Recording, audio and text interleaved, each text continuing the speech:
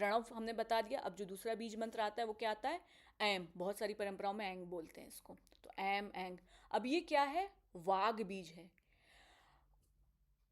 जब मैं श्री विद्या को भी यहाँ बताती जा रही हूँ ताकि जो आगे जाए ललिता सहस्त्रनाम में अपनी गुरु परंपराओं में दीक्षित हो, वो दुर्गा सप्तशती का ललिता साधना से संबंध समझ सकें। एकार रूप, ऐंकारी शिष्टि रूपाय, ऐंकार के रूप में शिष्टि रूप। एम को क्या बोला जाता है? वाग बीज बोला जाता है। और पंचदशी में जो मंत्र एकार रूप, एक रूप में जो भी एकार रूप में जो भी एक क्या है? एकार रूप प्रणव, ओम तुम ही हो। देवी ने दुर्गा सप्तशती क्या है? मैं ही ब्रह्म हूं। तो एकार रूप क्या होता है? ओम, एम। ठीक है, तो ये एम जो है देवी सरस्वती का बीज मंत्र है। ये मंत्र ज्ञान, बुद्धि, रचनात्मकता ये सब आपको प्रदान करता है। वाग बीज बोला गया है ना, ये वाग बीज है। तो अब 8 वाग देवियां होती हैं, इसको आपको समझना होगा। अब वो 8 वाग देवियां कौन है? वो सरस्वती माँ का ही एक्सपेंशन है, ज्ञान का ही एक्सपेंशन है। जब आप देवी खड्गमाला पढ़ेंगे तो वहाँ पे वसनी, कामेश्वरी, मोदिनी, विमला, अरुणा, जैनी, सर्वेश्वरी, कौलिनी, इन सब के अलग अलग रोल होते हैं।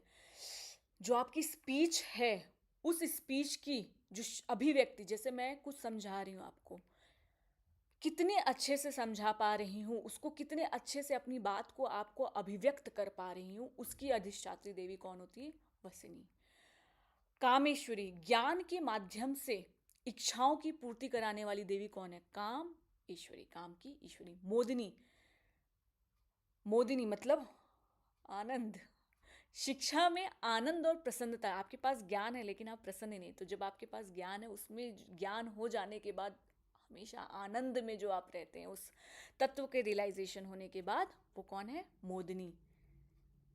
विमला, विचार जो आपके थॉट प्रोसेस आ रहे हैं उनमें जो शुद्धता और स्पष्टता जो दे रही है।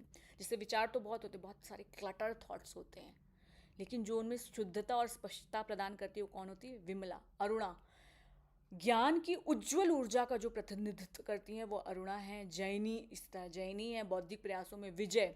सो ज्ञान तो बहुत है लेकिन इंसान उस ज्ञान का सही उपयोग नहीं कर पा रहा है, उससे सफलता नहीं प्राप्त कर पा रहा है। उस ज्ञान से, वो ज्ञान उसके पास, कहते हैं ना, ज्ञान धरा का धरा रह गया।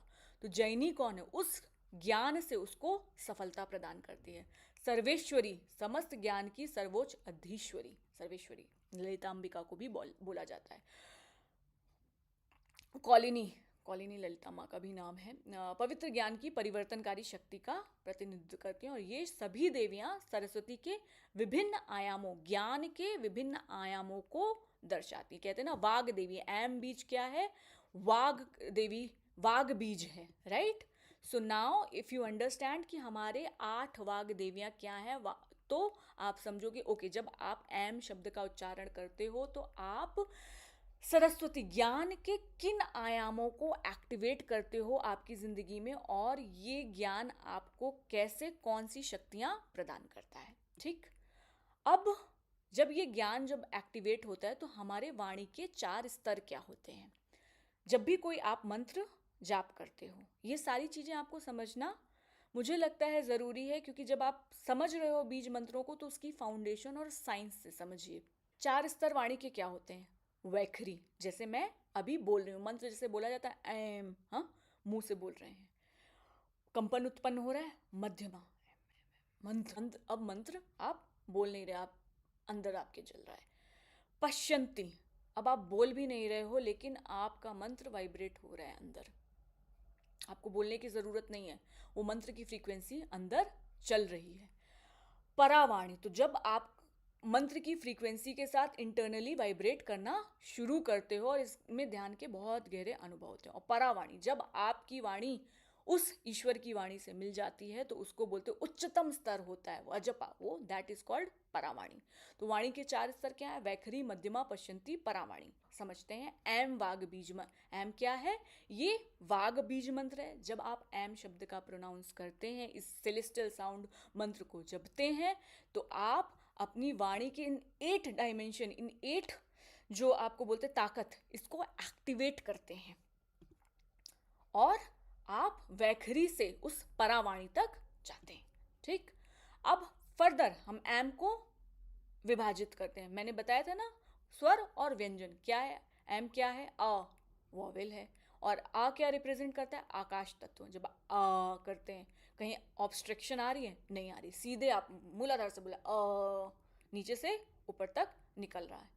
ई क्या है, ये भी वॉवेल है। ये क्या रिप्रेजेंट कर रहा है, जल तत्व का प्रतीक कर रहा है।